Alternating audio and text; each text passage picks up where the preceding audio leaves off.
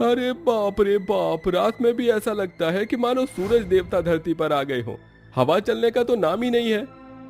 सही कहा तुमने। अब तो सोचता हूँ कि नहाना ही छोड़ दूं।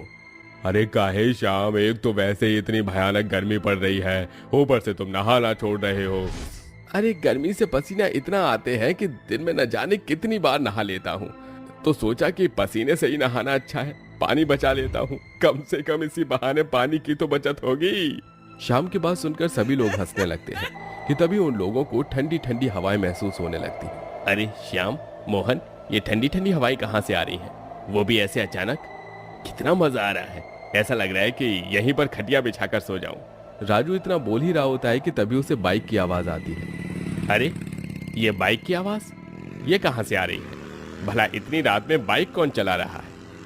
राजू इतना बोलकर रुकता ही है कि मोहन, श्याम और राजू के सामने बर्फ की विशाल बाइक आकर रुकती है। उन बर्फ के विशाल बाइक के सामने ये तीनों किसी माचिस की तीली की तरह छोटे नजर आ रहे थे।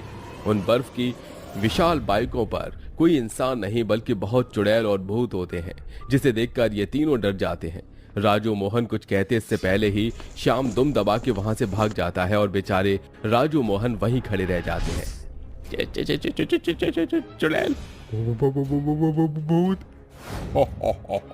देखो तो जरा इन पिद्दी इंसानों को, हमारी बर्फ की विशाल बाइक के सामने किसी चींटी की तरह लग रहे हैं। अब इन पिद्दियों को अपनी बर्फ की विशाल बाइक से मारने में बड़ा मजा आएगा। आलतू जलालतू आई बला को टालतू, आलतू जलालतू आई बला को टालतू। देखो तो जरा, इतनी गर्मी में भी इन दोनों को कैसे पसीना छूट रहे हैं। हमने तुम्हारा क्या बिगाड़ा है? वो तो तुम्हें बहुत जल्द पता चल जाएगा, लेकिन तुम्हारी मौत के बाद। इतना कहकर वो सभी चुड़ैल और भूत अपनी बर्फ की विशाल बाइक को दोबारा शुरू करते हैं और राजू मोहन पर चढ़ा देते हैं, जिससे राजू मोहन की चटनी बन जाती है और वो दोनों वहीं मर जाते हैं। सुबह होते ही श्याम गांव के सरपंच के पास घबराते हुए जाता है और अपने साथ हुआ सारा वाकया बताता है।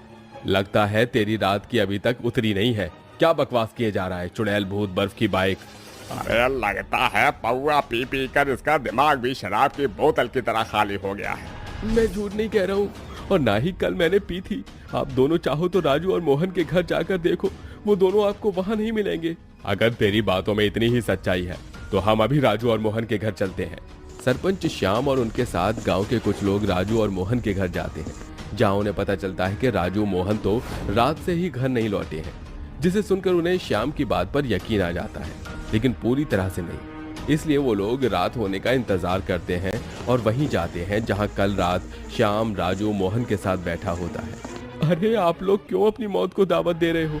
चलो यहाँ से, वरना वो चुड़ैल और भूत फिर से अपनी बर्फ की बाइक पर आएंगे और हम सबको मार डालेंगे। अरे चुप कर तू, तेरा सारा नशा उतर जाएगा जब यहाँ कोई नहीं आएगा। केशव श्याम को चुप करा देता है और कई घंटे तक सब लोग वहां बैठकर उन चुड़ैल भूतों का इंतजार करते हैं, लेकिन कोई नहीं आता। जिसके बाद वो सभी लोग वहां से जाने लगते हैं कि तभी श्याम को फिर से ठंडी हवाएं महसूस होने लगती है और बाइक की आवाज आने लगती है।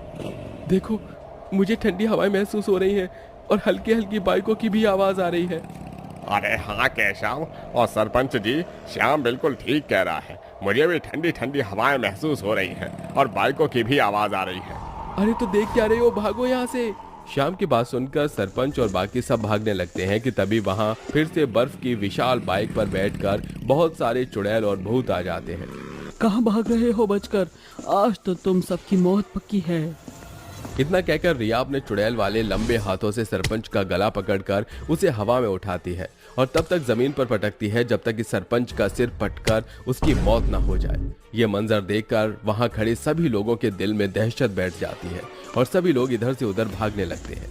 अरे कहाँ जाओगे हमसे बचकर? जहाँ जाओगे हमें ही पाओगे। हमसे बचना मुमकिन ही नहीं, नामुमकिन है। समीर केशव और सोमनाथ पर अपनी बाइक चला देता है, जिससे उन दोनों की भी चटनी बन जाती है। लेकिन इस बार भी श्याम उन भूतों चुड़ैलों से बचकर अपने पास ही के मंदिर में जाकर छुप जाता है और सुबह होने का इंतजार करता है। अब गांव में सिर्फ बर्फ की बाइक वाले भूत और चुड़ैलों की बात होती। रात में सब लोगों ने घर से बाहर निकलना बंद कर दिया था। जो भी घर से बाहर निकलता उसकी मौत पक्की थी। इन सभी हादसों को होते हुए 4 महीने हो चुके थे, जिससे गांव वाले अब बेहद परेशान थे। इसलिए गांव वाले अब अपने पास के ही गांव में जाते हैं और उन सभी घटनाओं के बारे में वहां के तांत्रिक बाबा को बताते हैं। तुम लोगों की बात सुनकर मुझे ये तो मालूम हो गया है कि ये चुड़ैल और भूत अपना इंतकाम ले रहे हैं, और जब तक इनका इंतकाम पूरा नहीं होता तब तक ये तुम सभी गांव वालों को मारते ही रहेंगे। ये सब रोकने से पहले मुझे इसके पीछे का कारण जानना होगा। उन सभी चुड़ैलों और भूतों को अपनी दिव्य शक्ति से मैं यहाँ बुलाता हूँ। इतना कहकर वो तांत्रिक बाबा एक मंत्र पढ़ते हैं और हवन कुंड में भभूति डालते हैं। भभूति के डालते ही वो सभी चुड़ैल भूत और अपनी बर्फ की बाइकों के साथ वहाँ आ जाते हैं। क्यों बुलाया है तुम लोगों ने हमें यहाँ? तुम लोगों को क्या लगता है तुम लोग इस तांत्रिक बाबा को बुलाओगे और तुम लोग बच जाओगे? लेकिन ऐसा नहीं होगा, तुम सबकी मौत होगी, वो भी हमारे ही हाथों। इन लोगों ने तुम्हारा क्या बिगाड़ा है जो तुम लोग इन बेकसूर लोगों को मार रहे हो? हम जो भी है वो सब इन लोगों की वजह से है। तुम्हें जानना है ना कि हम लोग यहाँ क्यों क्या कर रहे हैं, तो सुनो। तांत्रिक के पूछने पर वो सभी चुड़ैल और भूत उन सब के पीछे का कारण बताते हैं। जब से ये बाइक वाले हमारे गांव में आए हैं तब से हमारी नींद हराम हो गई है। सुबह से लेकर शाम तक जब देखो बाइक चलाते रहते हैं। एक काम करते हैं, हमें उन लोगों से बात करते हैं, तभी कुछ हल निकलेगा। सरपंच गांव के कुछ लोगों के साथ उन बाइक राइडर के पास जाता है और उनसे बात करता है। हम राइडर्स हैं और हमारा काम ही है बाइक चलाना, तो हम लोग बाइक चलाना बंद नहीं करेंगे। अगर आप लोगों को इतनी ही परेशानी है तो आप लोग ये गांव खाली कर दो। गांव पूरा पहाड़ियों से घिरा हुआ है, तब भी हम यहाँ बाइक चलाने आए हैं। हम गांव कैसे खाली कर दें? हमारे पूर्वजों का बसाया हुआ ये गांव है। तुम लोग इस गांव से निकलो, समझे? वरना हमसे बुरा कोई नहीं होगा। सारे बाइक राइडर्स गांव वालों की बात को अनदेखा कर देते हैं और बाइक चलाना बंद नहीं करते, जिससे अब गांव वाले परेशान हो जाते हैं। इसलिए अब वो पहाड़ियों के बीच में कीलें बिछा देते हैं, ये सोचकर कि जब इन लोगों का एक्सीडेंट होगा तभी ये लोग समझेंगे। लेकिन उनकी ये सोच गलत साबित होती है। जैसे वो सभी राइडर्स बाइक लेकर उन कीलों के ऊपर से जाते हैं तो उनका बैलेंस बिगड़ जाता है और सभी लोग खाई में गिरकर मर जाते हैं। पूरी पहाड़ी बर्फ से ढकी होती है, जिसके कारण वो सभी लोग बर्फ की बाइक बनकर गांव वालों से अपना इंतकाम लेने के लिए आते हैं। तुम लोगों के साथ जो हुआ वो बहुत गलत था, लेकिन तुमने अपना बदला लेने के साथ साथ कई और लोगों को भी मार डाला है। इसलिए अब तुम लोगों को यहाँ से जाना होगा। हम लोग जब तक इस पूरे गांव को खत्म नहीं कर देंगे तब तक हम लोग यहाँ से नहीं जाएंगे।